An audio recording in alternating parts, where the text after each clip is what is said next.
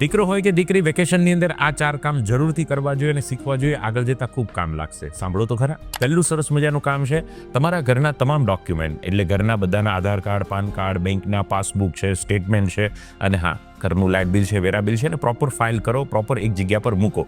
બીજું કામ, તમારો જે કપડાનો કબાટ છે એમાં જુઓ તો ખરા કેટલા જૂના છે, કેટલા નવા છે, ને પ્રોપર તમે ગોઠવો. અને એવા કપડાં જે તમે પહેરતા જ નથી ને હવે પહેરવાના પણ નથી, એવા કપડાને યોગ્ય જરૂરી લોકો સુધી પહોંચાડો, તો તમને થોડું ચેરિટીનું કામ પણ થશે ને મજા પણ આવશે આ કામમાં.